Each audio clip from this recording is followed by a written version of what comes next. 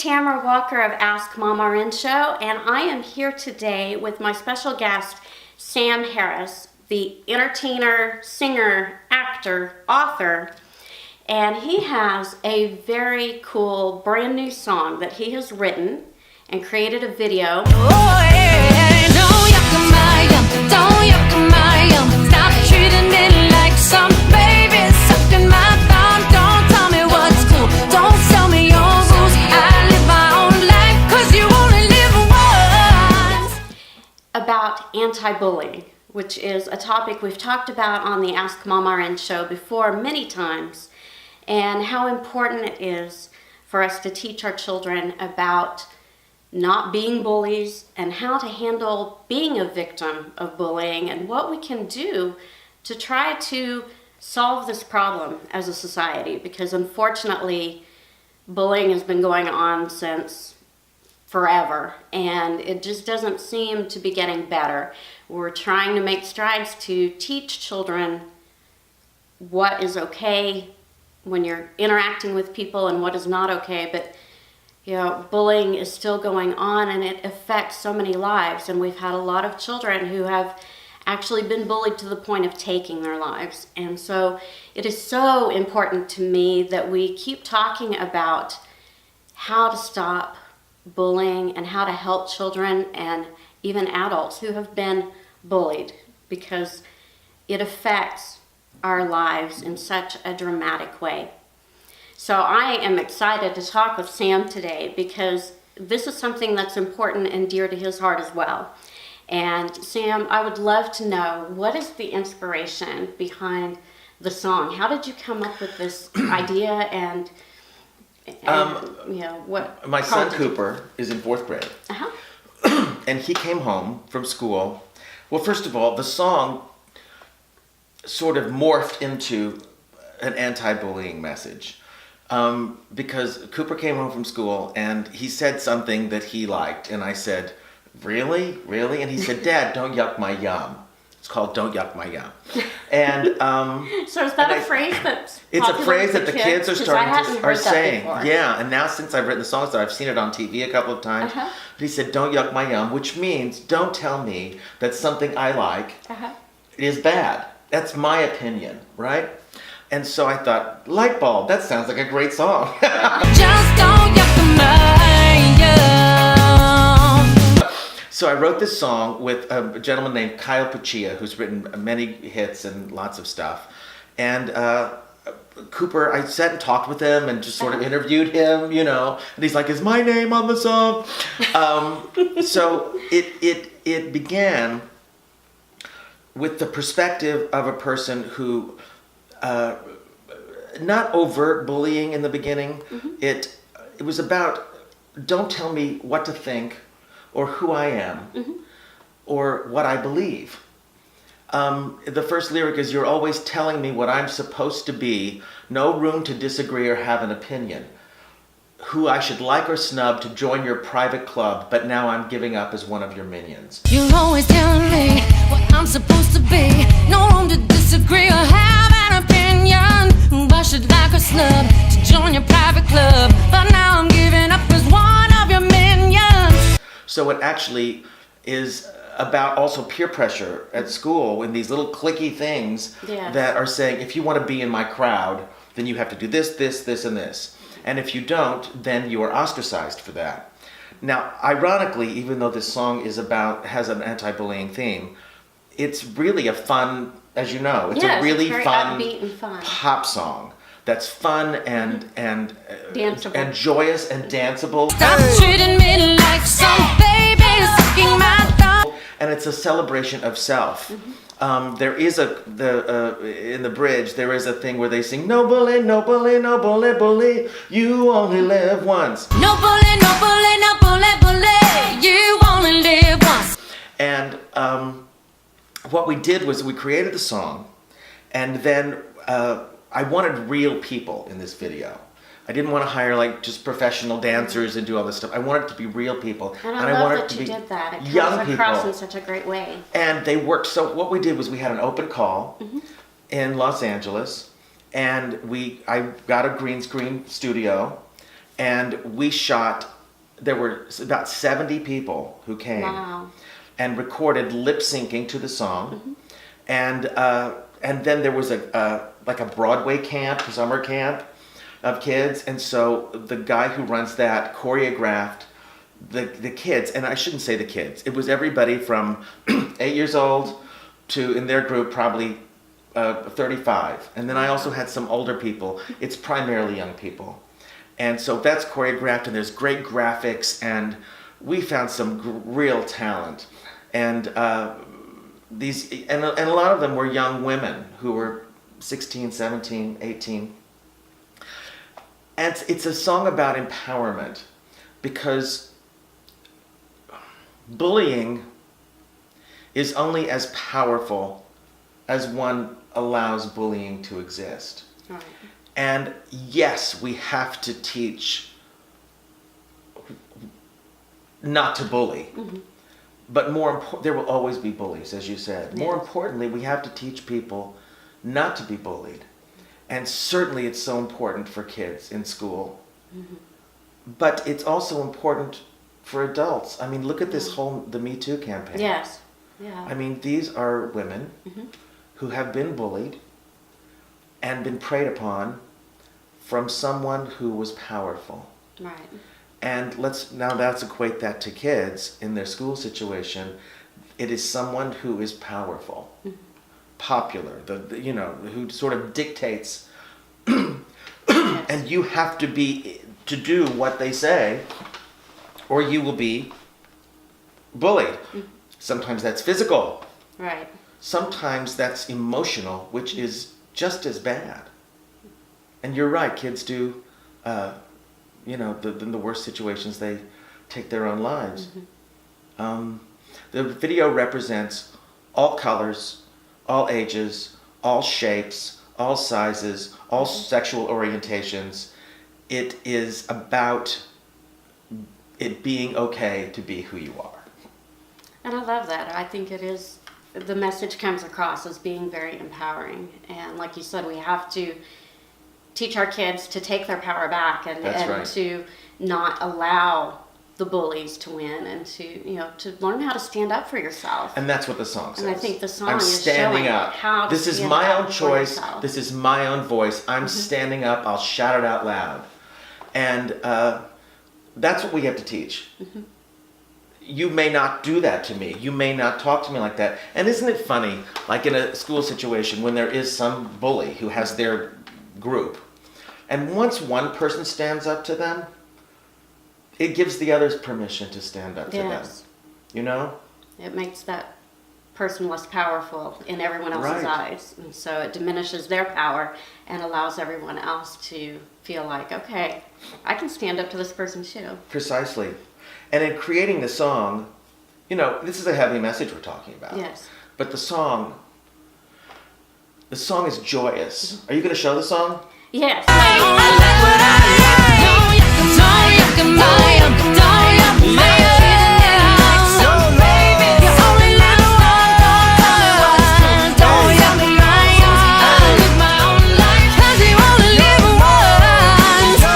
The song is joyous and celebration of self. So it's not just about, you don't do this to me. It's about, because this is who I am. And there is nothing wrong with who I am, or what I think, or what I believe, or what, there's this fabulous girl in it who is this, not typical, she's heavier, and she hip hop dances, and she's in this, great. she's great, isn't she? You always call me names if I don't think the same. I like what I like. I'm standing my ground. Oh, yeah. And she's dancing, and we've got her dancing, small figures all around everything. And she has a t-shirt that says, "No Wrong Way." And she is just so joyous, and she's so wonderful. We tried to really cover the gamut with this, but can I tell you, it was hell to edit. Oh, really? Because we had 70 people in this. And I'm sure you had to cut down a lot We of... had 3.5 hours Wow. of footage for a 3-minute song. Wow. So the editing process was we had everybody listed. Did we use this person? Did we use that person? What did they sing in this part? And it was so much fun. And the director, whose name is Andy Pachogel, he's a wonderful director, and he's actually directing a television show that I created. He's just brilliant, and everybody who participated in the creation of this, from the song to the production to the shooting to the editing, everybody did it for free. Oh, wow. Everybody did it. That's great. The only thing I paid for was the studio and, a lot of candy and water. Sugar, really keep going. It's a true labor of love then. Exactly. On everyone's to be a part. part of something that we felt was a good message. And also, as I've said, I'm really proud of it just as a pop song. Because if you can... I don't think something that is a heavy-duty message, if it's presented in that way, I don't find it as accessible as something that feels celebrational. Yes, I agree. And I think that more people will listen and take in the message because it is so upbeat and fun. And so they may just think, oh, this is a catchy song. Right. And then get the message later when they really start listening and paying attention to the lyrics. Exactly. There are some little, when you see the video, there are some little things in the video, like the choreography is don't yuck, so it's don't YMY, and we incorporated all these little things. There's like little secrets in it all the way through. The more you watch it, there it is. This was also important for me because I have a kid. Yes.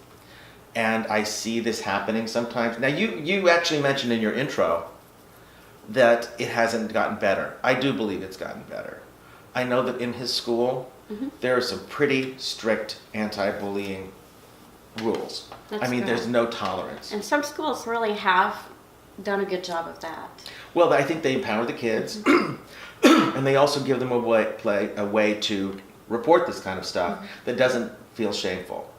I think for kids and adults, even in a workplace, it sounds like, like with kids, they don't want to be a tattletale. Yes. They don't want to feel like, oh, I'm a baby, and so they take it. But in my son's school, there's definitely a no tolerance rule, and I think that's true in a lot of places. I think it is getting better because of the awareness, because you're saying that you've talked about this a lot. Yes. And I think there is an awareness. But it's pretty bad. I was bullied as a kid. Yeah, I was too. Were you? And so what did you take from that on, how have you overcome? Well, I was just a different kind of kid. I felt like an alien. My interests were not the same as the norm. I loved singing and writing and creating and dancing and all the things that were a means of my expression. And I was very fortunate because I had that avenue to express myself. But not being that, a part of the norm, I was bullied. I am gay, and that was not easy, especially where I grew up, in a small town in Oklahoma. And so I was bullied. I was physically pushed around, but mostly I was just called names. And the worst part of it wasn't the overt, I'd be called, queer or faggot or something across the yard. But the worst was just passing somebody in a hallway. Faggot. Like these secret things that just, and you just pretend that everything's okay and this isn't going to affect me. Right. And then obviously it does. But I was fortunate because I had an avenue. I had a way to express myself, and I was good at it. And I worked very hard at it. So I also found a bit of my tribe. I found other kids who loved the theater, and but I also left home when I was very, very young. I left home when I was 15 to work in a summer theme park situation initially, and then came back for a while and then left to pursue my career. And I was also fortunate because that I had supportive parents who saw that I had a gift. And I look at 15-year-old kids and I'm like, how did my parents ever let me go? But they believed and trusted, That's good. And it was another time. It was a harder time, I think. But I think what's empowering too is when we look at the people like the teachers are so important. Yes. Can I tell a quick story about this? Absolutely. I don't know how long your program is. As long as you want. There was a girl Yes. in my class, and we were in second grade. And we had a teacher named Mrs. Mall, who was hugely influential. 7 years old is an important year, I find. It's a transitional year. It's when people are starting to find a little bit of what they think and who they are. Excuse me. And this woman recognized that I had these interests. And she let me write and produce a play, not a part of the curriculum, not anything, and rehearse before school and at recess and after school and then put on this thing. And she recognized that about me, and she allowed me to do that. There was a girl also that was in my class in Sand Springs who was bullied because she was overweight. And one day, we were studying how a caterpillar cocooned and then became a butterfly, and the metamorphosis of that. And she said, "Jennifer, would you please illustrate this for us?" Well, she knew that Jennifer was an extraordinary artist. So she had gotten colored chalks. And we watched as Jennifer drew a leaf meticulously and a caterpillar, and then the next stage of the cocoon hanging from a tree, and then the next stage of the butterfly coming from the cocoon. And this was a long process. It was like 30 minutes, which is a day and a half for a 7-year-old. Like, oh, really? But then we started seeing how gifted she was. And we were entranced, and she had something that we didn't have. And I remember looking at Mrs. Mall, even at 7, and knowing what she was doing, and trading glances, because I knew she had done that for me. Wow. And Jennifer, certainly bullying continued for her, and bad things, kids can be really rough. But we knew then that she had a gift that we didn't have, and that made her special. And it was no accident that it was the metaphor of the turning into a butterfly. Wow. And the insight that teacher had. And so this message is not only for just the kids, it's also for those who have the access and the power to empower and to encourage and to say the things about you that are different are the things about you that are unique and beautiful. We don't always get it at home. Kids don't always get it at home from their parents or from their church or for whatever it is. And those are lifesavers. Those are lifesavers. Definitely. I love that you told that, because it is so important as parents and then as teachers, as anyone who, like you said, has access to teach a child or to have an impact on a child's life, to show them what makes them special and what their gifts are, and that you recognize in them that they, have their own gifts, their own unique talents, their own strengths, and help the child see that. And that they have the power. There was a kid in my kids. There's a child in my kids' school that didn't get a lot of attention at home, and knew the family was struggling a bit, and didn't have the person to help them with their homework or to make sure that they were on time or did these things. And the teacher was so brilliant, because rather than coddle him and say, "Oh, I know it's rough, I know it's difficult," and again, he was 7 years old, she said, "You are responsible for getting that homework done. You are responsible for showing up on time as much as you can. He can't drive. Right. You are responsible for being the best person that you can be." Because she saw that the situation was not going to change. And this kid was bullied, and this kid was thought of as less than, or not as smart as, or not, didn't have the means for something. And she taught him, you may as well start now. Yeah. It's going to be you.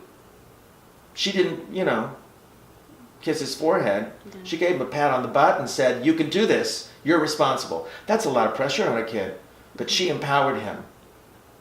Yeah. It's a fine line, I think, between empathy and empowerment. So.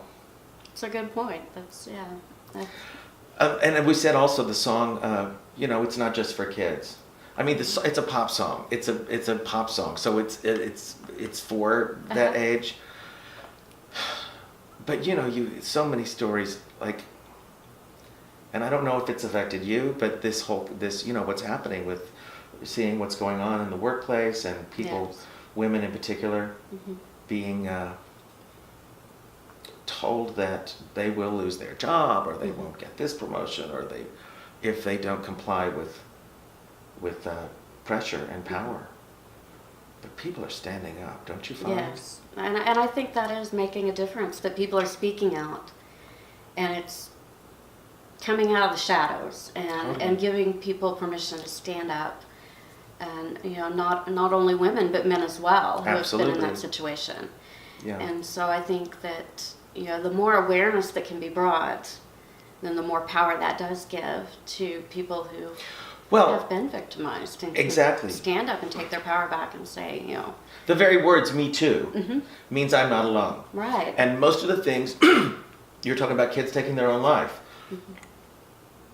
The primary reason that anyone makes that choice is because they are alone. Because they don't feel anyone understands, that they feel stripped of strength, that it's a secret. Yeah. And to know that you are not alone, that someone else says, I have walked the same path, I understand what this is, then that means there's solution. And with the kids, it's a double-edged sword, because what bullying has turned into with the texting and Yes. photographs, and I know there's terms for it that I'm too old to remember right now. But Well, social media really has, the technology that we have is both a blessing and a curse, because yes, we can do wonderful things with the technology that we have and with social media, but then yes, there is the they other manipulate side that. of it that they do There's a term. bully. It used to be you could go home and escape from your bullies at school. And now, they may be texting you, they may be sharing things about you on social media. Exactly. It can be a constant barrage of. Do you know what the Bullying. term is when somebody sets somebody up for an embarrassing or humiliating moment? Then they film it and then they share it to everybody. There's an actual term. Yeah, Noah, do you know this? You don't know this. No. Good for you. Yeah. This I know what you're talking about, though. and it's humiliating. It is. Yeah. It's another form of bullying, and that can be very and yet the same devastating. social media Yes. can be the outreach for people to know that Right. they're not alone, that there are others, and how to get past that. Isn't it funny that we can live in a society and do believe we're alone, and then you learn that the person next door, or the other kid in your class, or another person in your workplace has experienced the same thing, and there's power in numbers. Yes. And there is solution. But again, as I said when we started, there will always be bullies. So the focus is certainly on not bullying, but the focus is what to do, is to who you are. And also in doing so, you recognize who you are and what is good about you and what you do. My son and I, he would probably hate me but he's been going through a period where he's feeling confessional about things that he thought. Daddy, I thought a bad word. I'm like, you know what? We all think things. It's what you do with that.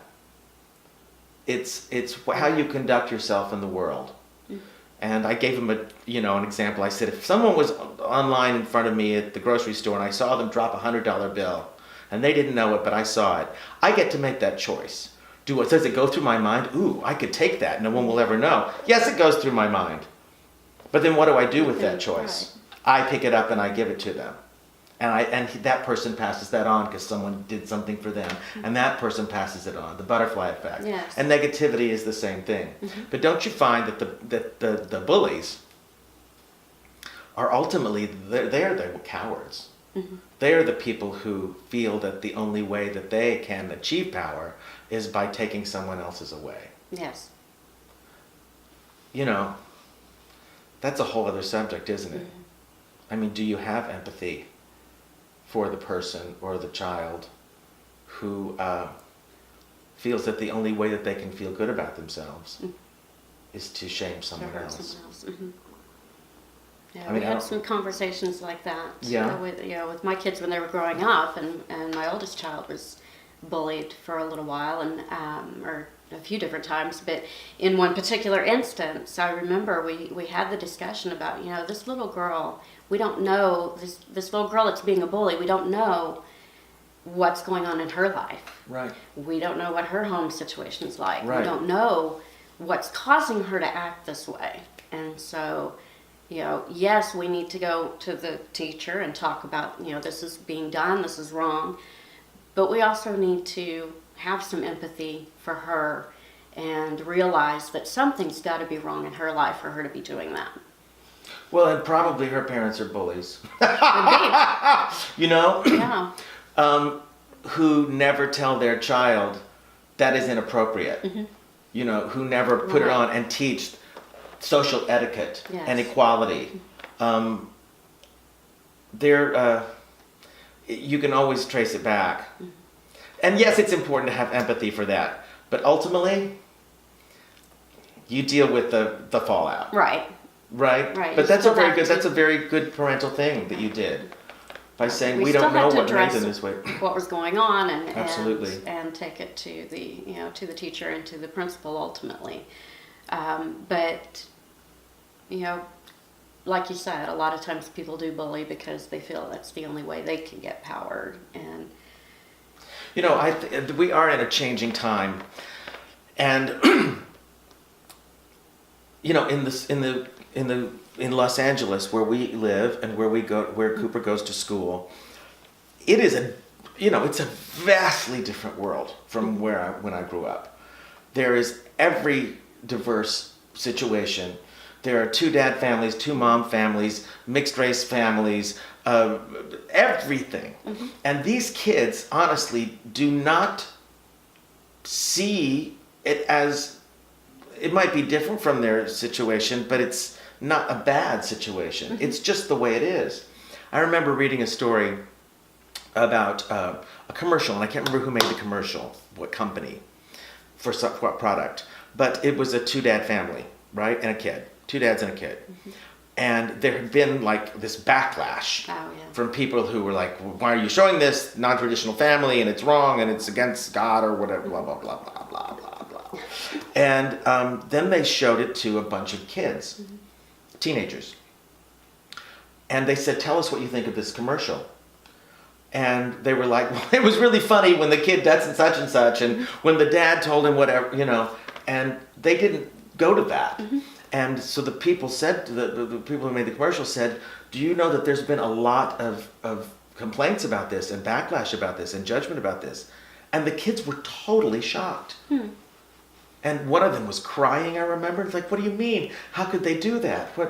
They were blindsided by prejudice, by the prejudice outside. Wow. Well, that's a big deal. I mean, I'm not trying to make this into sexual orientation, but that was why I was bullied a lot. And at the very high school I went to, there's a gay-straight alliance. A boy took another boy to the prom. Things are changing. Yeah.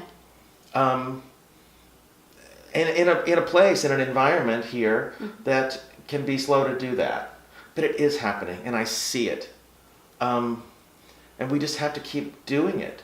Yes. And there's a million reasons to bully. I mean, good God, when you're, you're 5 and you're the only kid who has glasses, that kid gets bullied. It can be anything. Oh yeah. I was bullied because I have a prosthetic leg, and so Oh, really? some kids thought that was fascinating and cool, and Yeah. they wanted to be my friend because it was, I was the Bionic Woman was my nickname. So and that's when it was back in the early 70s when the Bionic Woman was on. So I thought, oh, that's cool. My Right. nickname's Bionic Woman. And then other kids though decided that was a reason to bully me. Sure. And, I was different. I was weird. I was odd. And so I did deal with some bullying. Did it off and keep on. you from doing certain activities or doing anything? No, actually. Oh, wow, I see? did whatever I, was interested in and wanted to do. And fortunately, I had parents who, were willing to just let me, They didn't try protect into, you. and they didn't shelter or protect. And so I'm very grateful for that. But, You're lucky. It is something that I think we carry forward, that it, when you've been bullied, it affects you even. It's a lot of stuff that is like, here's how we think about this person, and then the two-faced situation. But people feel it. And I'll tell you something else. Those of us who have overcome adversity, who have been bullied or didn't fit into the norm, we do really well. I think. If you, like you said, if you allow yourself to, I mean, and that's what my to message not would let be it hold you down. to the child, particularly to the child who is ostracized or feels different, is those are the people who change the world. The people who fit into everything and never make a wave and never. I think it's and I'm not saying this is. I don't mean to have a generalization, but all art comes from oppression, all of it. About trying to overcome something and creating something that is a means of expression. I truly believe that. I mean, if you look at any, and again, I'm not generalizing, but so much of pretty much all of our popular music, for the most part, is so influenced by the African American experience, which was oppression. Most of the television that we watch and we think is funny is influenced by a Jewish sense of humor, which came from oppression. There's the stereotype about gay people with design and creating something beautiful, which came from oppression. So if you are one of those people who has been bullied, I don't know which one I'm looking at. If you were one of those people who has been bullied or made to feel different or feel outside, you have so much to contribute to the world because you understand something about humanity itself. You have an inside look at what the human experience is that perhaps someone doesn't have as well as you do. And it is your responsibility to help the next person. What power that is, what a gift that is to have been through that experience and see someone else going through that experience and help them and enlighten them and tell them they are not alone. I believe our entire purpose of existence on this planet is to be of service, is to help someone else. That's why the teacher is so important. And I hope that I have done that through the things and the music and things that I've written and created, because it makes me feel good, to put something good in the world. And there's plenty of negativity. Yes, there is. But isn't it funny? I know we're going off on millions of subjects. That's all right. And I tiptoe into this category, but we are living in a political climate in which there are some pretty big bullies. And I believe that's why the Me Too campaign is a referendum to that. I believe that all these people, particularly women who are creating a revolution in politics, it's a referendum to that. We will take down who we can take down. We will go to a positive place of empowerment. And my point is that even things that seem negative at the time create a stance. Change doesn't come until somebody's sick of it, of what the situation is. So even things in our lives that are great adversity can stimulate positive change. That's when we only change when something is horrible. If it's easy, then why change? Right. So Sometimes we have to get pushed into changing. we have to get pushed into changing. And that is ultimately a good thing, isn't it? To get to the next level of our involvement, we might need to come down a few pegs because we were like, oh, I don't have to do anything. This is easy. So again, back to bullying and back to any sense of that, an adult, a child, or anything, by standing up, by being heard, by saying this is not okay. That's part of the revolution. That's part of the change. Boy, we've gotten off the subject. But sort of. Not really. Not really. Not I really. think, like you said, it's about empowerment, and that is in so many ways. And so, I did want to mention with this song, though, this was a first for you that you wrote the song, but you didn't actually sing it. I didn't sing it. It's the first song I've ever written. Why did you choose not to be the one to sing it? Several reasons. Okay. I am in my 50s, and I wanted it to come from a younger voice and sound. I wanted it to be a woman's voice. And I wanted it to be not about me. I wanted it to be about the message. And also in letting people know about it, I didn't want to be promoting it, to feel as I was promoting myself. I wanted to be promoting the song.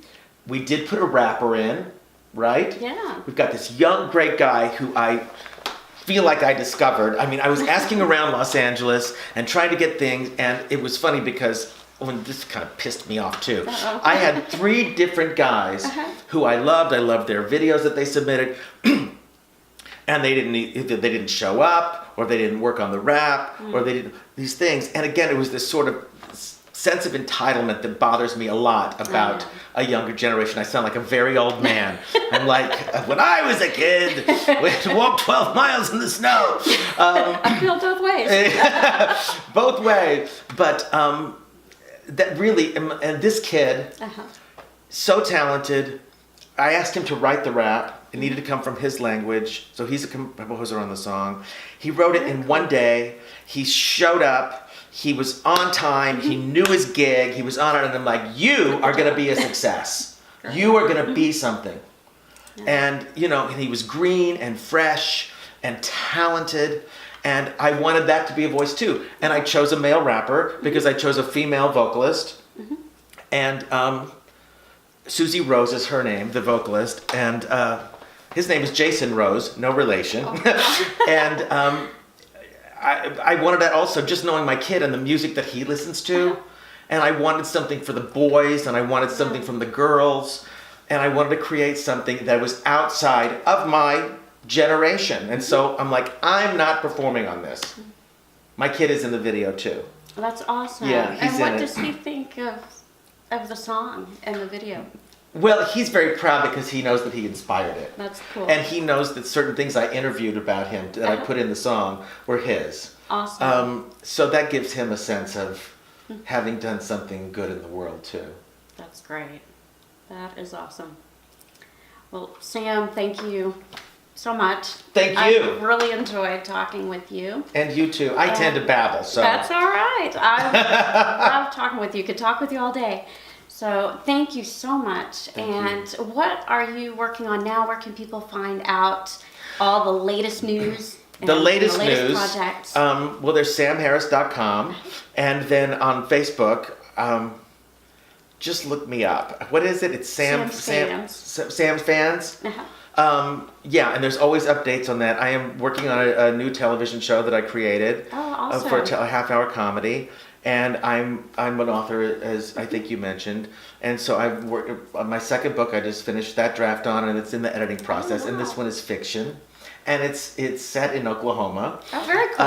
And it's about a young boy, a 12-year-old boy, who is different, not gay, but different and on the outside and bullied, ironically, and what he does ultimately in his life to bring something to the world. So there's the book, there's the song, there's the TV show, and I'm always doing a million things. I've never been one to sit and wait for the call. I have to create, and I have to, just for my soul, but I also need to be a model for my child, and show him that the things I'm doing maybe touch someone, or maybe make them laugh, or maybe empower them in some way. Like I said, that's kind of what I think our purpose is. Yeah. That's what I want my kid to be, a good citizen. Well, I think you're a great role model. Well, thank you. No. As you You're are. doing a great job. As you are, by doing this, Yeah. by talking about subjects that are important, and by being a role model for your kids too. Try We did to all be. right. All right. Well, thank you for tuning in. This is Tamara Walker with Ask MomRN Show, and you can check out all of our latest episodes at momrn.com. Catch us on Facebook at facebook.com/Ask MomRN Show, and we'll see you next time. I'm making my own choice. My own choice. Listen to my